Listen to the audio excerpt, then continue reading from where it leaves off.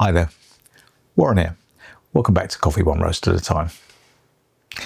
The new Gene Café has arrived, and before I even got properly into roasting on it, I had a reminder that technology rarely lets you just plug something in and quietly get on with your life. The roaster itself was fine. The thing that fought me was the app. On the machine, I had the new Gene Café set to 250 and 15 minutes, but the app seemed to be showing old or stale information closer to 260 and 12 minutes. And it wasn't really showing the live roaster temperature the way I expected. So I did the obvious thing first. I cleared the cache, no joy. Then I cleared the app's local storage data, which was around 1 gigabyte. And after that, the app started behaving properly again. A fresh install on another phone worked as well. So my best guess is that the app had held on to some state from the previous machine. And to be fair, I guess not many people have two Gene Café CBR-301s connected through the same phone and app history. So I'm not presenting this as a big complaint. It's just part of the story. Before I could trust the roast data, I first had to make sure I was looking at clean data from the new machine. And once that was sorted, I was back to something I've talked about a lot on this channel: baseline. The slightly boring word that becomes very important when you're trying to roast consistently. Because changing the machine, even for the same model, changes the system. Same roaster model, same person, same room, same general workflow, but not necessarily the same behaviour. So this video is about the new Gene Café arriving, the app fighting me a little, and the bigger baseline problem I keep circling around. How do I get more consistency from a roaster that can make very good coffee but does not behave like a profile roaster? The Gene Café is absolutely capable of good coffee. I've said that many times. I've had plenty of cups from it that I've enjoyed. The harder part is repeatability. You're not loading a profile and asking the roaster to follow a carefully controlled curve. You're working with a temperature setting, time machine state, airflow behaviour, bean choice, warm starts, cold starts, and basically your own judgment. And on some days, your own judgment is convinced it remembers exactly what happened last time, which is lovely, but not always useful. What I'm trying to build is a more repeatable way of working.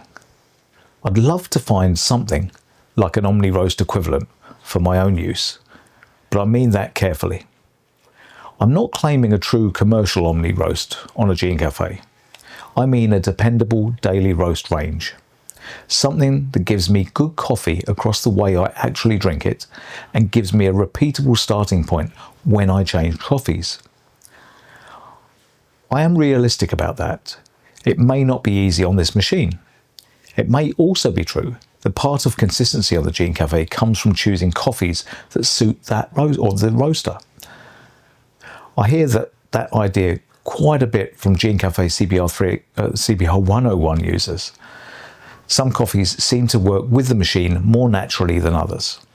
Useful information, but I still want to understand whether the process itself can become more repeatable. Over the last while, I tried using total roast time as a stronger guide, TRT. And it did help. It gave me structure. It gave me a way to compare roasts. It stopped everything being just a vague memory of that one looked about right. But total roast time on its own was not quite enough, because the finished decision is not only about the clock. The better questions are: what is the coffee doing? What is the machine doing? Where did possible crack activity happen? Was I late? Was I early? Did I miss the important bit because the roaster was noisy and I was watching 5 things at once? This is where RoastSignal comes in. RoastSignal is the name I'm giving to an audio side of this project. At the moment, it's a Raspberry Pi set up to listen to the roaster and analyse the sound of the machine. The idea is simple enough. Can it act as another set of ears? Not as a replacement for judgment, automatic control, or a magic first crack detector.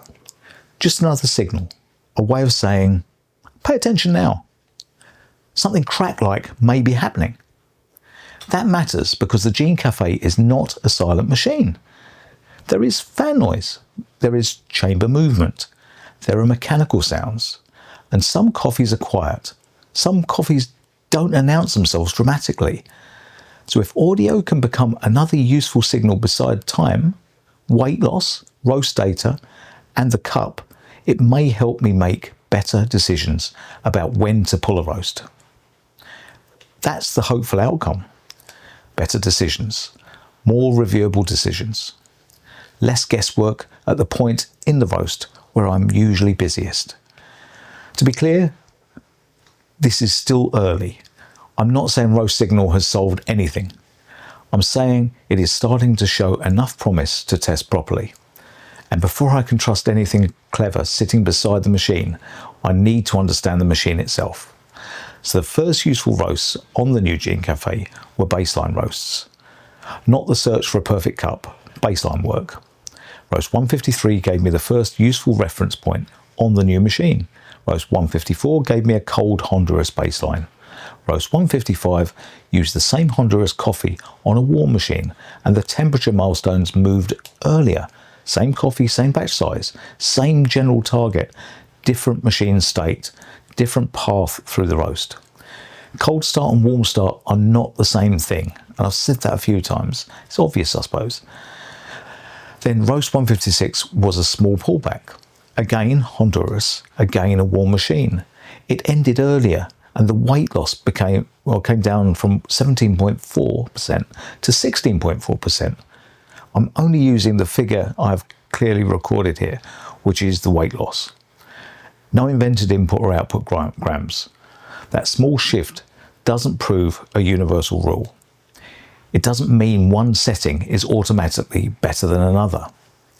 But it does show that small changes in this new reference are visible in the data. And visibility matters. I'm not trying to build the perfect Gene Café profile. I'm trying to understand this particular machine with my coffees in my room using my workflow. The green bean ledger helps because it keeps the roast history grounded. Coffee identity, the batch size, the output weight loss, timing milestones, roast history. Without that, I'm relying on memory. And memory is not a great roasting tool, especially when every roast feels obvious 5 minutes after you've already forgotten half the details. If RoastSignal turns out to be genuinely useful, I'd like to share as much of the approach as I can, because I know I'm not the only Gene Café user trying to get more consistency from this machine. But first, it has to earn that. It has to help me make better decisions before I ask anyone else to care about it. So here is where the short series goes. The first video is about the new machine and the baseline problem. The next one is about listening. Can audio help me notice candidate crack activity while the Gene Café is doing Gene Café things beside me? After that, I want to look at guidance. If I have possible audio anchors, can they help me review old roasts in a way that does more than simply tell me to roast longer? And then I want to look at the awkward coffees, the decafs, the Kenyans, quiet coffees, the coffees that remind me one neat rule is probably wishful thinking. For now, the practical lesson is simple. The new roaster needs its own reference set. The consistency problem is still the problem, and RoastSignal is my next attempt at finding one more useful signal beside the machine. New Gene Café, same baseline problem, one roast at a time.